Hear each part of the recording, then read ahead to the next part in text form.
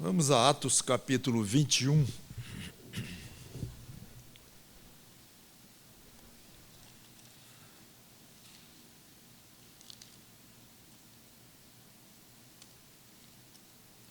Paulo chegando em Jerusalém, onde muita coisa vai acontecer aqui. Um verdadeiro drama vai se desenrolar.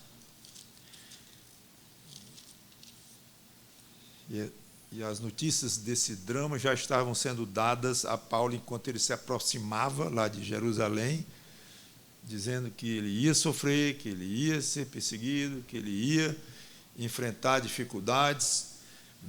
Ele sabia que ia, pediram para ele não ir, os discípulos dele, amigos, já comentamos isso tudo, e ele insistiu em ir sim, não podia imaginar a ideia de não ir.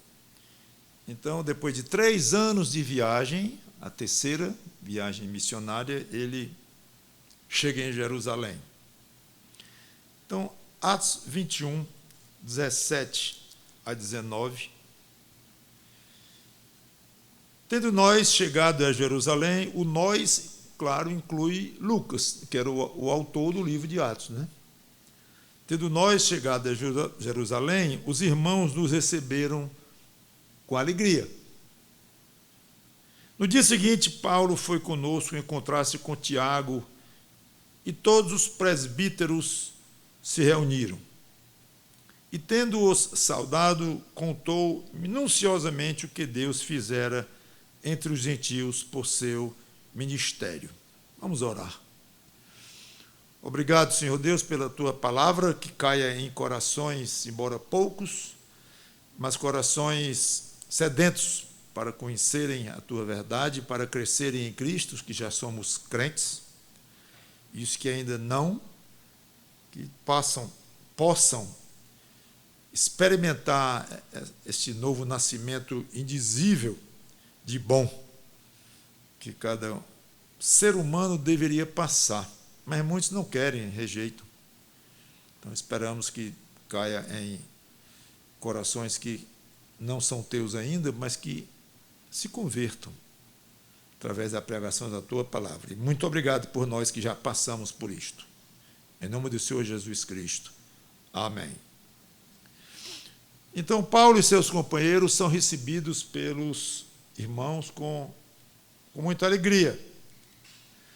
Como eu disse, mais de 3 anos, ou em torno de 3 anos, de um tempo muito duro, muito difícil, com todo tipo de problemas. Então, Paulo aproveitou, tirou uma semana de férias para descansar um pouco e carregar as baterias para enfrentar o que viria. Não foi isto. No dia seguinte, ele já estava se reunindo com os líderes da igreja de Jerusalém.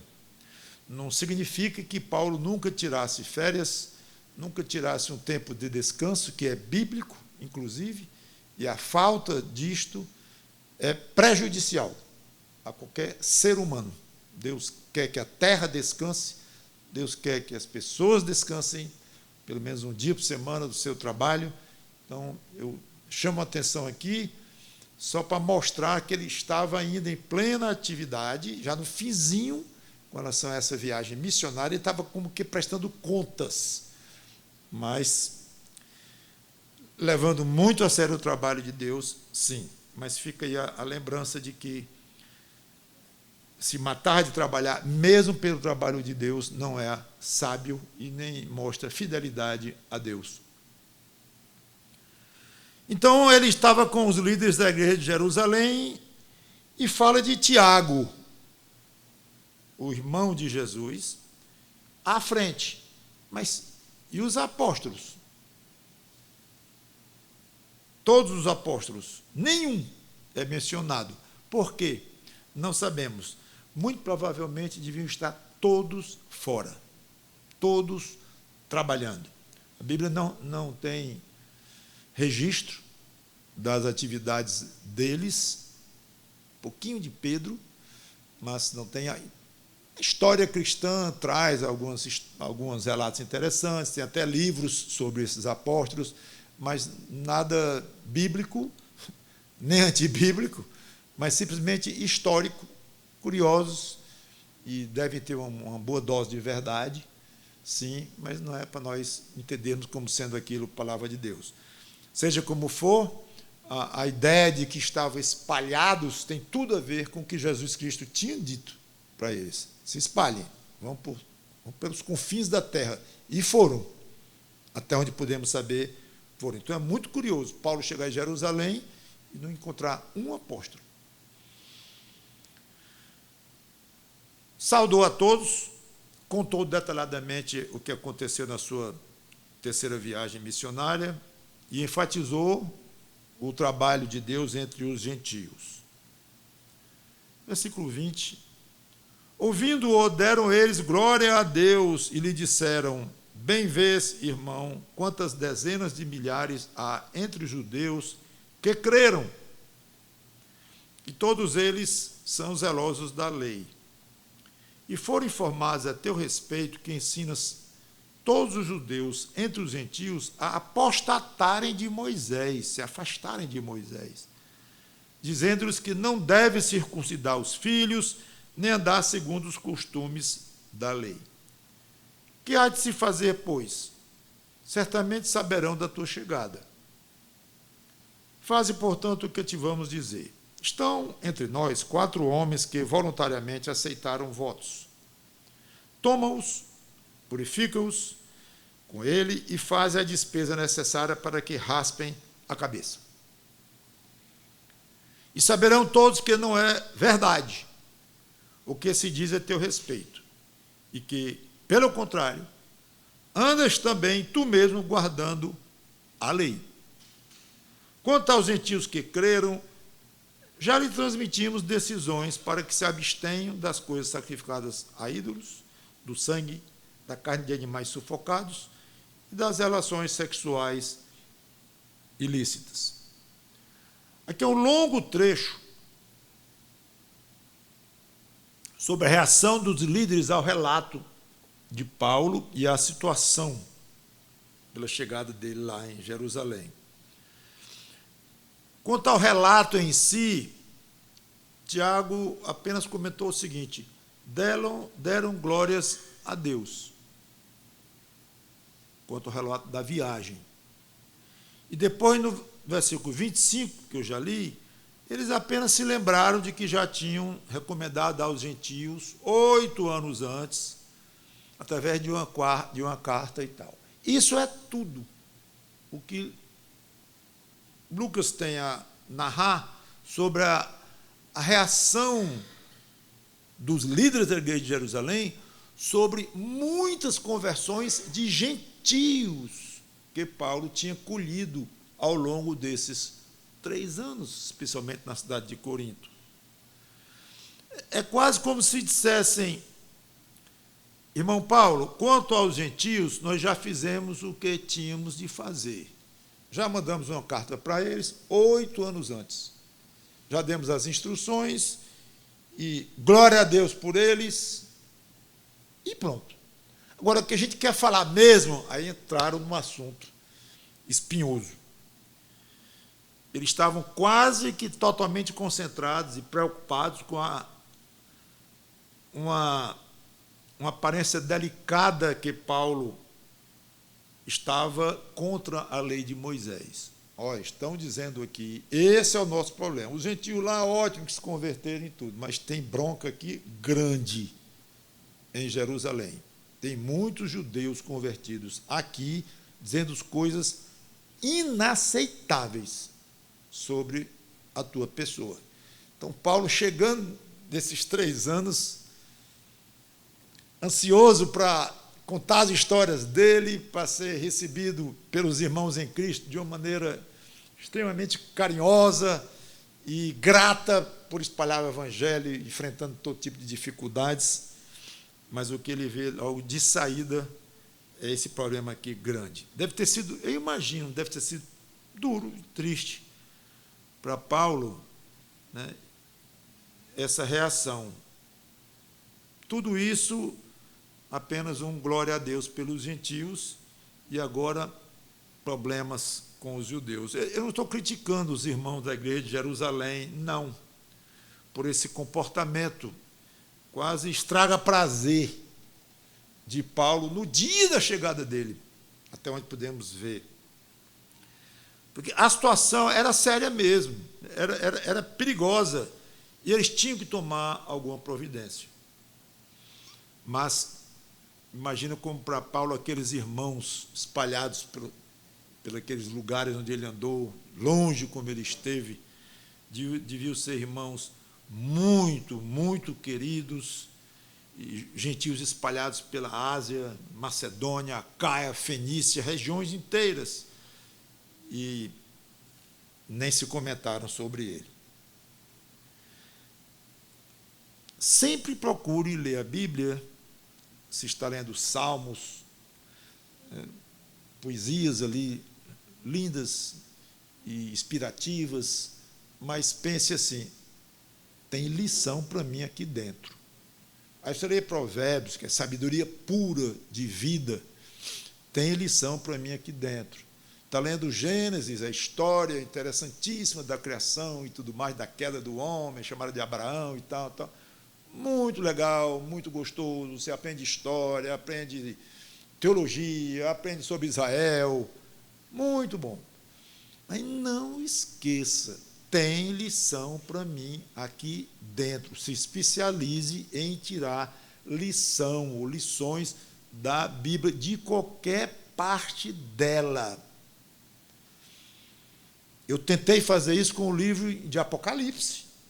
Por exemplo, foram 75 pregações deste púlpito, poderiam facilmente ter sido 15, talvez 20, se não tivesse dedicado grande parte do tempo, talvez a maior parte, tentando aprender lições dali. Mas de Apocalipse, com tanto dragão ali, monstros e tudo mais, e tudo muito complicado, muita figura e muito difícil.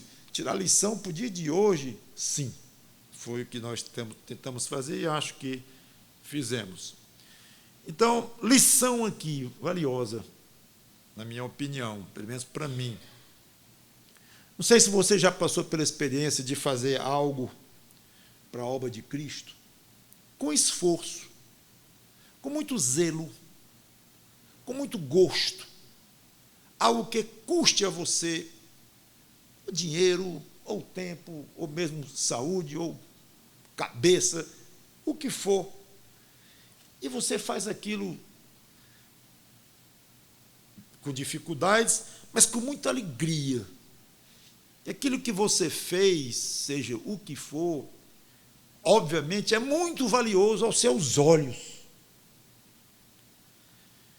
Você saber que está agradando a Deus, seu coração tranquilo, pelo privilégio.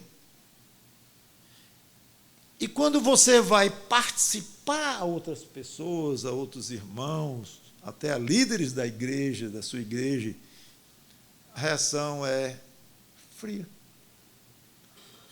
Não estou falando nem de planos, não, estou falando aqui de trabalho efetivo, que Paulo aqui não chegou lá contando, eu estou com plano de viajar pelas regiões, tal. Não, ele chegou contando, eu estou vindo de lá, eu fiz isso, eu passei por um sufoco grande, ali, quase morro no outro lugar, ali, quase fui apedrejado, e tudo, ele estava contando aquilo tudo.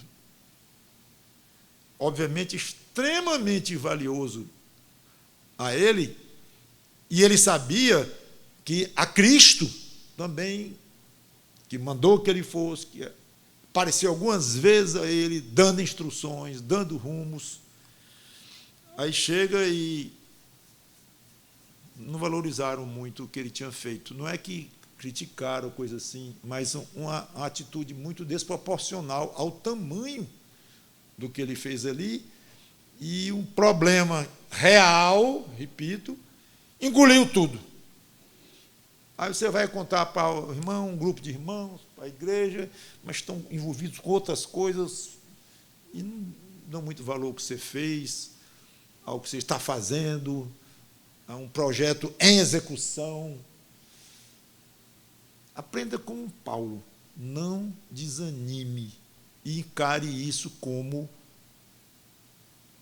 normal, no mínimo fazendo parte do ministério, faz parte do ministério. É gostoso ser reconhecido, é gostoso receber congratulações, injeções de ânimo, sugestões. É muito gostoso você ser valorizado naquilo que você está fazendo para Jesus Cristo. Mas, se você conta com reciprocidade dos outros e receptividade, vai se decepcionar. E se você está de olho nessa receptividade e faz questão de ter, você vai começar a andar por caminhos tortos, que são pastores hoje de YouTube, de internet, que, além de pregar um serviço a Deus, de fazer um serviço a Deus, eles querem ser reconhecidos, querem ser influenciadores de dezenas, não, centenas, que centenas, milhares, não, dezenas de milhares, mas o fulano tem 300 mil seguidores e quer ter a resposta, o like, é a verdadeira obsessão de qualquer um que está ali, às vezes de minuto em minuto, né? Pode ser um comerciante vendendo alguma coisa, pode ser um palestrante, pode ser um pastor, seja o que for lá, olha o seu like, bote o seu like. Parece que Paulo não estava muito preocupado com o like dos irmãos de Jerusalém, não foi muito firme, não. Gostaram, se alegraram, glória a Deus, e vamos deixar isso aqui de lado, Paulo, e vamos tratar aqui do que interessa. Praticamente assim, do que está realmente nos preocupando aqui, que era verdade. Então, aqui não é uma crítica aos irmãos de Jerusalém, mas é um alerta. Não procure. Olha, se Paulo passou a viagem toda de volta para Jerusalém, pensando, vai ter festa para mim, vai ter banquete para mim, vai ser um espetáculo, vou ser honrado lá, vou ser o maior influencer aqui da região, o crente mais conhecido, receber uma placa deste tamanho do YouTube, dizendo que eu tenho 1 milhão de seguidores e tal. Nada disso. Aliás, nem que ele quisesse que o Espírito Santo saísse dizendo, o seu like vai ser prisão, viu? Você vai ser preso lá, vai ser o resultado disso aí. Assim não vale a pena servir. A gente trabalha, se arrisca morrer, e o resultado é esse aí? Para crente, Então, estava comentando com os irmãos agora, antes de começar, pastores que se propõem a pregar o evangelho, ensinar a igreja, e pastorear, acompanhar, ajudar, aconselhar irmãos da igreja, que botam o pé na internet e começam a se empolgar com algo mais do que a própria igreja, e ficar com um olho, depois um olho e meio, depois quase com os 2 inteiros, ali, em crescer e dizer coisa que possa não causar a interrupção do programa dele, porque disse uma coisa politicamente incorreta, e fica mexendo com as palavras e tudo. Esse já perdeu há muito tempo a pureza da dedicação pastoral deste homem. E a gente está vendo aí, de vez em quando, homens até sérios no que falam e tudo, se atrapalhando bastante e se complicando, porque estão misturados com outros que realmente são de caráter ruim, doutrinas ruins, uma mistura muito grande e um descaminho, realmente. Então, fica aqui esse desafio. Quer servir a Cristo? Se concentre no que você entende que Ele quer que você faça. É isso. E faça. Agora, certo. A gente sempre diz, pertence a uma igreja, está em harmonia com a sua igreja, com a liderança da igreja, fazendo algo aprovado, ou pelo menos aprovável, ou simpático, ou não oficialmente numa sessão, mas algo que a igreja sabe e gosta. Tudo bem, ok. Mas aquele serviço seu para Cristo, ele deve ser feito independente de abraços nas costas e likes e parabéns e coisas desse tipo. Trabalho para Deus não é fácil. E não vai ter aqui, obrigatoriamente, aplauso e mais aplauso. Vai ter, mais provável que tenha, sofrimento. Se o seu trabalho para Cristo é sincero, feito numa consciência tranquila diante dele, se ninguém vai valorizar bastante, ou como você gostaria, ninguém, ele vai. Ele vai. Espero que isso seja suficiente. Aí disseram, bem vês, irmão, no meio do 20, quantas dezenas de milhares há entre os judeus que creram e todos são zelosos da lei. Então, logo após dar glórias a Deus pelos convertidos de Paulo, Tiago, irmão de Jesus, que era o líder da igreja lá, joga luz sobre dezenas de milhares de judeus que creram.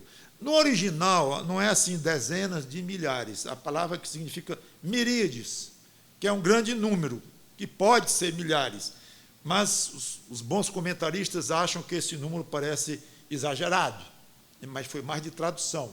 Então, podia ser uma multidão de ou miríades, que é um número indefinido. Seja como for, não tem dúvida que o número era muito alto. Ou seja, mesmo sem querer desvalorizar o trabalho de Paulo, os líderes da igreja de Jerusalém logo jogaram o foco sobre os judeus convertidos de Jerusalém. Que Paulo chegou lá, e como é que vai ser a receptividade desses irmãos aí? Então, Tiago lembra, Paulo, nós temos aqui muitos judeus convertidos e zelosos pela lei, fanáticos pela lei de Moisés, às vezes por desconhecimento, inclusive, às vezes homens sérios, corretos, mas não tinham conhecimento suficiente, embora a pregação do Evangelho já incluía esclarecimento sobre isso, mas não importa. E esses judeus em Jerusalém estavam com profundas restrições a Paulo. Paulo virou como que inimigo deles. Por quê? Porque eles estavam ouvindo que Paulo, por onde andava, nessas regiões que eu citei aqui, muitas regiões, por onde ele andava, ele estava ensinando os judeus que se convertiu lá a se afastarem da lei, como ele diz aqui. E acontece que, com a chegada de Paulo, esses crentes de Jerusalém vão se alvoroçar. Vai dar problema. Essa é a questão que os líderes da igreja de lá levam para Paulo. Então, Tiago sugere uma ideia. Paulo, se purifique, ou seja, participe de um ritual da lei de Moisés, no caso, talvez, um voto de nazireu, que incluía raspar a cabeça e passar um tempo sem tomar vinho, e algumas outros tipos de comportamento, às vezes tinha um tempo fixo, às vezes não tinha. Seja como for, siga alguns rituais da lei, junto com outros 4 homens que querem fazer isto. Pague a despesa deles, é curioso esse aspecto do dinheiro, não sei se os 4 não tinham dinheiro para fazer, e Paulo de alguma maneira tinha, Paulo recebia ofertas de outras igrejas e tal. O fato é que o que Tiago estava querendo era que ele demonstraria, ao fazer votos e cumprir 7 dias, esses votos, daí no fim raspar a cabeça, ele estaria demonstrando que ele próprio seguia a lei de Moisés e não era verdade o que andavam falando dele. É um plano interessante, meio complicado, mas interessante. E talvez fosse natural esperar de Paulo uma explosão, porque Paulo era duro e muito radical em algumas coisas, e não tinha medo de falar a verdade para quem quer que fosse. Paulo era durão. explosão do apóstolo Paulo, recusando-se a seguir a sugestão e afirmando veementemente que não era mais preciso guardar a lei. Ele não estava dizendo isso para se afastarem da lei, mas também não era preciso chegar ao ponto de ter que guardar a lei. E eu não vou fazer isso de jeito nenhum. Não é assim que Paulo reage. Ele reage de uma maneira surpreendente, à primeira vista até estranha. Versículo 26. Então Paulo, tomando aqueles homens, no dia seguinte, tendo-se purificado com eles, entrou no templo, acertando o cumprimento dos dias da purificação, até que se fizesse a oferta em favor de cada um deles, sem dar um pio. Paulo cumpriu exatamente o ritual recomendado pelos líderes da igreja. Medroso, covarde, incoerente, traidor do evangelho, duas palavras. Como sempre, os estudiosos se dividem e tem todo tipo de opinião. Alguns acham que ele foi isso mesmo, ou perto desses nomes que eu coloquei aqui. Algumas posições bem negativas sobre Paulo. Outros, eu simpatizo com os que não criticam Paulo, não veem incoerência no que estava fazendo, ao contrário, coerência. Por que coerência? Porque ele estava fazendo exatamente o que noutra carta, noutro lugar, ou numa carta aos Coríntios, ele dizia como era o procedimento dele. Estava numa coerência fantástica, uma passagem curtinha, mas extremamente importante. 1 Coríntios 9, versículo 19 a 22. Se quiserem, eu posso ler, porque eu já cheguei lá. 1 Coríntios 9, 19 a 22, que diz assim: porque, sendo livre de todos, fiz-me escravo de todos, a fim de ganhar o maior número possível. Aí ele começa a mostrar uma flexibilidade enorme. O Paulo durão, radical em muitas coisas. Aqui ele mostra o critério dele, o comportamento dele quando envolvia a pregação do Evangelho. Procedi para com os judeus como judeu, a fim de ganhar os judeus. Para os que vivem sob o regime da lei, como se eu mesmo assim vivesse, para ganhar os que vivem debaixo da lei, embora não esteja eu debaixo da lei. Aos sem lei, como se eu mesmo o fosse, não estando sem lei, para com Deus, mas debaixo da lei de Cristo, para ganhar os que vivem fora do regime da lei. Fantástico isso, uma sabedoria enorme. Fiz-me fraco para com os fracos, com o fim de ganhar os fracos. Ganhar para quem? Para Cristo, não era para ele. Fiz-me tudo para com todos, com o fim de ir por todos os modos salvar alguns. Belíssimo o versículo 22. Então, ao fazer isto e agir como um judeu de fato, fazendo algo da lei, cumprindo um voto para raspar a cabeça e fazendo tudo o que era para ser feito conforme a lei, ele não estava negando o que pregava. Ele disse que cumpria a lei naquilo que poderia ser cumprido, para mostrar da lei aos judeus, se aproximar, houvesse simpatia entre eles, ganhasse a confiança deles e, no fim, ganhasse os judeus para Cristo. Então, ele estava fazendo aqui precisamente o que ele disse que fazia. Não há nenhuma incoerência aqui. Ele pregava que a lei não salvava, mas a fé em Cristo salvava. Ele fazia um voto daquele tipo. O que isso tinha a ver com salvação? Ele nunca disse que cumprir os rituais da lei era algo mal por si só. Mesmo depois de Cristo ter morrido e ressuscitado, ele mesmo dizia assim, os apóstolos, depois que Jesus voltou aos céus, eles passaram a frequentar o templo continuamente. Fazendo o que no templo?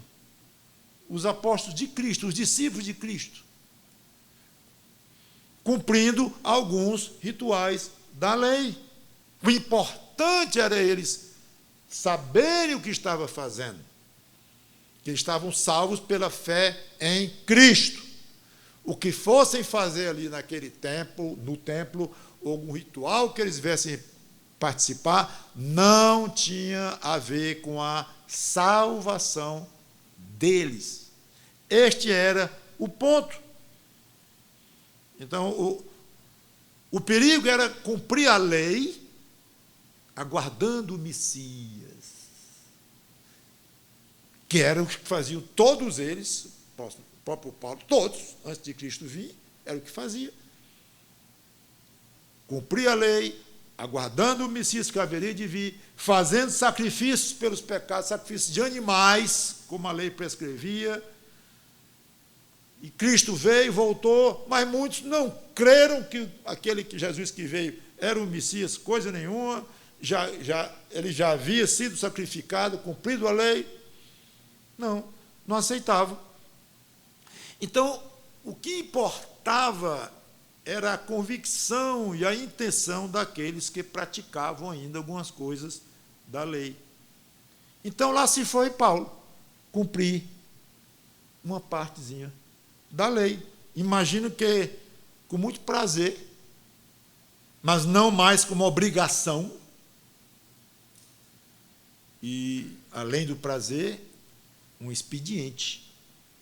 Expediente significa lançando mão de algo que convinha na circunstância, algo não proibido, mas não obrigatório por outro lado, mas que convinha.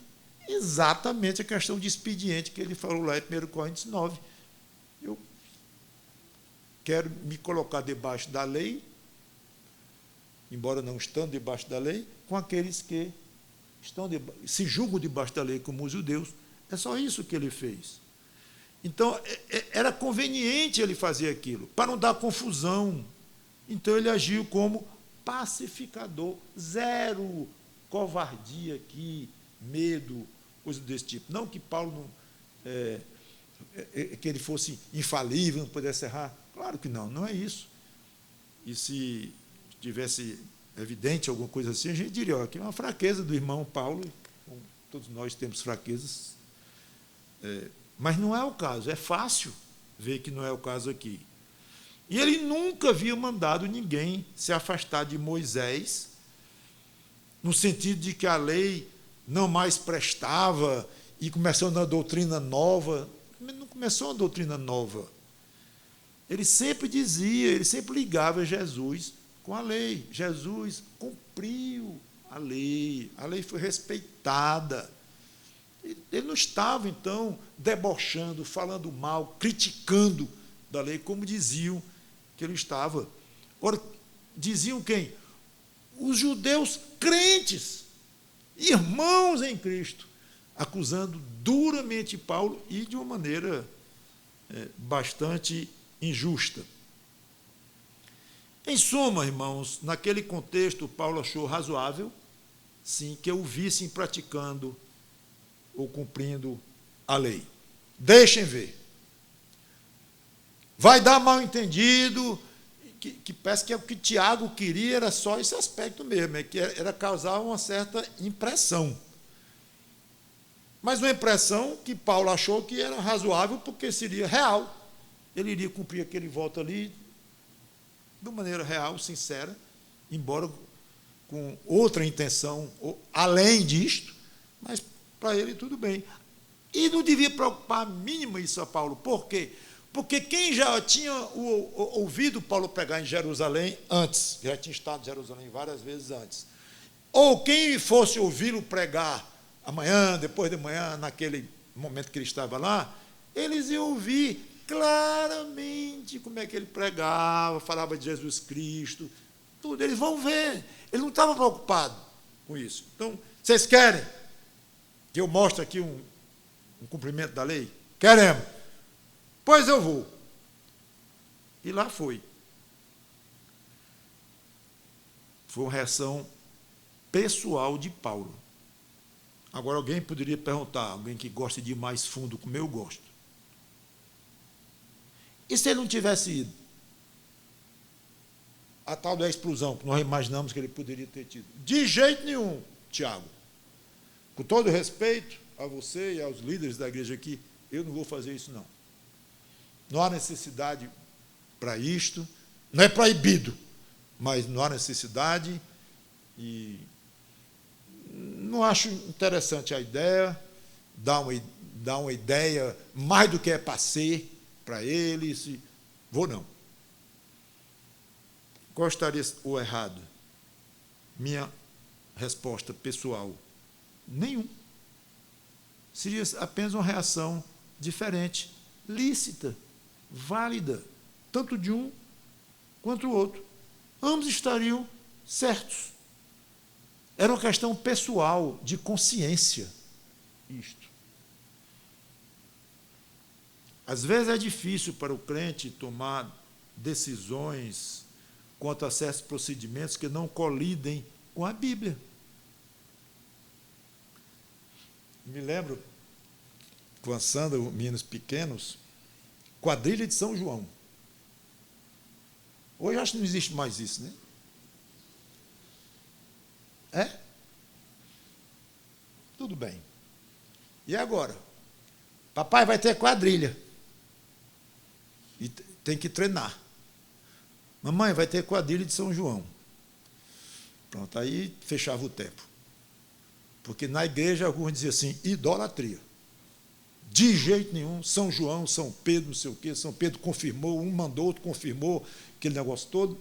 Não. Aí o outro dizia assim, pensava assim, isso é uma coisa cultural, ninguém está pensando em São Pedro, nem São João, nem coisa nenhuma. É a fogueira ali, uma quadrilhazinha aqui, não tinha nada de imoral, nada de... Hoje, eu não quero nem ver, nem pensar como é uma quadrilha. Mas, na época, não tinha essas letras de interior, que muitos de nós, pouco mais de idade, né? Os jovens, não sei. Perdi noção do que os jovens sabem ou deixam de saber. Mas, na minha época, não tinha nada imoral. Na quadrilha, não tinha idolatria, embora falasse São João, São Pedro e tal. Eu não vi ali como uma coisa religiosa. O fundo era religioso, mas já muito atrás, eu vi uma coisa ali social, muito social e tal, e não via nada demais. Alguns eram assim. E digo, pois não é que eu vou? Eu vou seguir minha consciência. Então, conversamos ali, digo, podem ir. E assim foram, algumas vezes. E sempre respeitei os que não mandavam os filhos, recusavam totalmente, e acho que o segredo disso aí é não criticar o que manda, não criticar o que manda, não criticar o que não manda criticar. Porque é aí que o crente, infelizmente, é perito. Ele não manda os filhos dele e critica muito os que mandam. Ou ele manda os filhos dele e critica duro os que não mandam. Ora, mas que coisa! Me mostra aqui nas Escrituras. Eu sei que não vai ter quadrilha de São João aqui nas Escrituras. Eu sei muito bem disto. Mas princípios fortes que vão ser quebrados aqui. Eu vejo aqui o princípio tal. Eu não vejo. Eu vejo aqui. Eu não vejo. Eu conheço a Bíblia também, meu irmão. Como é? Então, deixa eu fazer com meus filhos o que eu acho que posso fazer. Eu vou dar conta diante de Deus. E você faça com seus filhos o que você acha que pode fazer. E passe bem. Esse eu acho é o comportamento. Eu estou dando só um exemplo, puxando agora, eu não disse no começo, que a Bíblia sempre tem lições para nós. Então, eu sei que quando eu estava falando com vocês aqui sobre lei, nazireu, voto, acho que vocês deviam estar pensando já no feriado de amanhã, porque é muito longe da nossa realidade. Mas quando fala em quadrilha de São João, e esse é um dos, poderia dar vários exemplos de coisas nossas hoje, circunstanciais, da nossa cultura, em que a Bíblia não determina com clareza uma coisa nem a outra.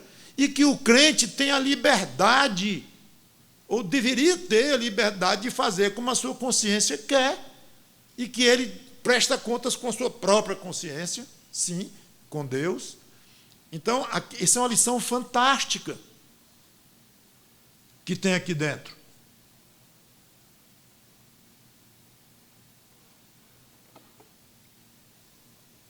Sei que tem um problema de que não pode chocar os irmãos, que é outro princípio bíblico, eu sei também e tal, mas aí são coisas mais sérias, coisas mais graves e tudo. O dia eu vi uma irmã, lá na outra igreja, estava uma arara subindo as paredes com outra. Por quê? Porque a outra levou ou foi para um casamento católico. Minha irmã, é a filha dele que está casando, o dela, assim. Idólatras e tal. Eu conheço a idolatria do catolicismo romano e tal, mas aqui e tal. Bem, foi uma novela. Eu acho que não consegui convencer. Eu acho. Mas seja como for, o importante de tudo isso era que eu procurei mostrar. Você não está errado em não mandar alguém ou não ir. Mas a outra não está errada em mandar o ir nesse contexto, nesse caso. Claro que isso nem sempre vai funcionar. Tem hora que está errado mesmo. E que o outro está se comprometendo mesmo. Como conheci um pastor que foi participar de um culto ecumênico na catedral, junto com 3 bispos. Lá. E ele foi com mais 2 pastores.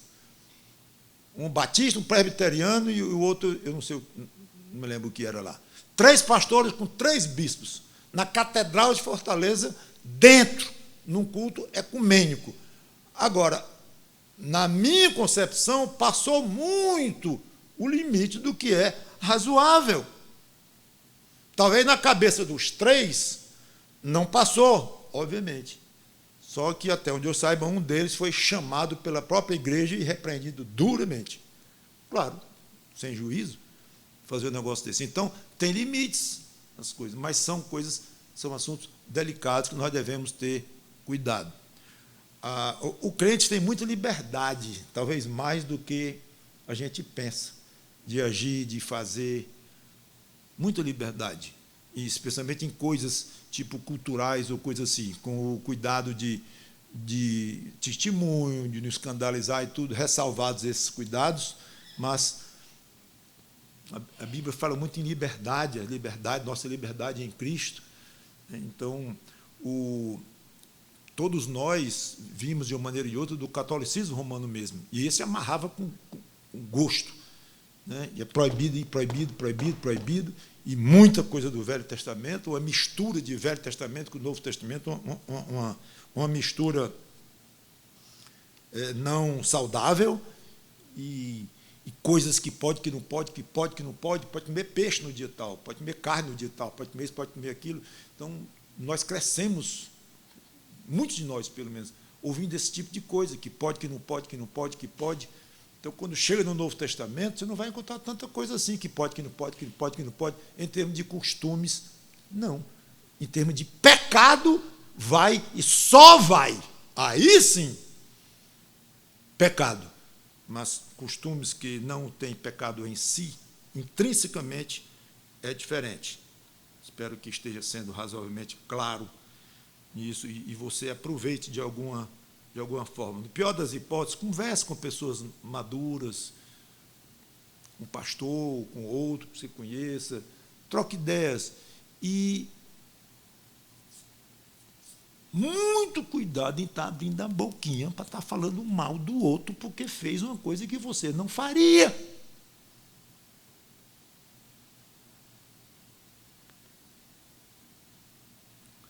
O fato é que a bomba relógio estava armada e não teve flexibilidade de Paulo que adiantasse. Não deu certo. O plano de Tiago não funcionou. A concessão de Paulo de fazer aquilo não serviu para muita coisa, não. Quando já estavam por findar os 7 dias, os judeus vindo da Ásia tendo visto Paulo no templo, alvoroçaram todo o povo e o agarraram. Agora complicou mesmo. Depois de terem visto Paulo cumprindo um ritual da lei. O agarraram gritando: israelitas, socorro! Como se tem uma calamidade aqui, tem algo horrível aqui entre nós.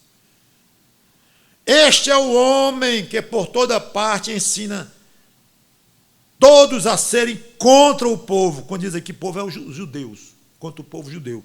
Ensina a serem contra o povo judeu, contra a lei e contra este lugar, o templo, né? Ainda mais, introduziu até gregos no templo e profanou este recinto sagrado. Pois antes tinham visto Trófimo, o Efésio, em sua companhia na cidade e julgavam que Paulo o introduzira no templo. 4 acusações contra Paulo. 2 tinham fundo de verdade, mas bastante distorcidas, que ele pregava contra a lei, contra no sentido de dizer que não era mais preciso cumprir os rituais de sacrifícios e tudo, que apontavam para o Messias e tal. Não precisava, porque o Messias veio e morreu, foi sacrificado numa cruz, ressuscitou, está no céu. Não precisa mais. E se você falar contra? Então é. Se você falar contra, então estou. Mas é distorcido. Porque ele estava apenas dizendo que a lei tinha sido cumprida. Ele não estava desqualificando a lei. Isso não presta, isso é coisa passada, tem que fazer uma releitura da lei e tudo. Isso aqui é coisa antiga, vamos fazer uma coisa mais moderna. Não foi nada disso. A lei foi cumprida. Não, mas não... Tudo bem. Mas era uma distorção? Era. Era uma distorção. E que ele pregava contra o templo também. Que o templo não era foi substituído por nós, que passamos a ser templo do Espírito Santo. Jesus Cristo era o templo de Deus. Destruo esse templo, em 3 dias eu o reconstituirei. O reconstruirei. O templo era ele próprio.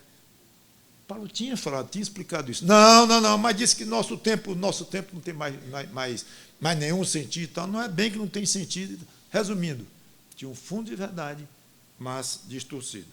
E 2 eram completamente falsas, dizendo que os judeus não podiam mais ser circuncidados. Era proibido ser circuncidado. Paulo nunca disse isso. Não consta. E que mandava o povo desobedecer à lei. Não era assim também. E a outra coisa gravíssima, essa era a pena de morte, viu? A última, que ele tinha levado um gentil, um Efésio, vocês viram aqui, para um lugar reservado aos judeus. Era pena de morte, isso aqui. Inclusive, dizem os historiadores que havia barreiras separando o lugar dos gentios e o lugar dos judeus, e avisos, se passar daqui é morte. Era uma coisa gravíssima. Então, essa acusação contra Paulo, essa foi para matá-lo. Mas era mentira.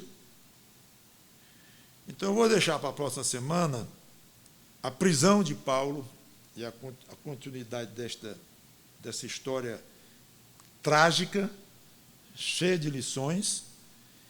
E a gente não se admira muito, que estava previsto pelo próprio Espírito Santo, mas não deixamos de nos sentir com os corações pequenos, né? Vendo Paulo sofrendo desse jeito, preso, e está começando só aqui o sofrimento dele. Que Deus nos abençoe com essas coisas, e pensar um servo de Deus chegando numa etapa espetacular da sua vida, e tudo, e o que encontra é isto. Mas se acostume. Se você é servo ou servo de Cristo, pode ser da mesma forma. Trabalha e pode ter depois dureza de outros, até de irmãos do mundo, o que for. Cristo, porém, nunca estará contra nós. Você serviu, ele vai estar contra você se você desobedecer. Vai, está contra você mesmo. E vai lhe punir, lhe disciplinar. Mas se você fez tudo para a glória dele e na consciência tranquila com ele, ele está com você. E essas perseguições, essas reações negativas, até de pessoas de fé e tudo, é para nossa edificação, nossa provação, e Cristo é honrado com isso, e ele se satisfaz em ver seus discípulos sofrerem. Pode ser uma satisfação meio difícil de entender bem, mas ele sabe o que é preciso para nós, para os discípulos dele, para o que a igreja precisa aprender, o que o mundo precisa enxergar e ver, e o que ele tem de reservado mesmo para nós, do que é bom, do que é maravilhoso, é depois. Vamos orar. Obrigado, Senhor Deus, pela tua palavra, que o teu Espírito Santo nos ajude a aprender dessas coisas para hoje, para o nosso dia hoje, embora não sejamos Paulo, não tenhamos tarefas grandiosas como ele, mas as pequeninas são também do teu interesse e que sejam do teu agrado também, e que saibamos ter a expectativa correta quanto à maneira como o nosso trabalho é compreendido, é aceito. Nos ajuda nisso e que foquemos na tua pessoa, na tua face. Em nome do Senhor Jesus Cristo. Amém.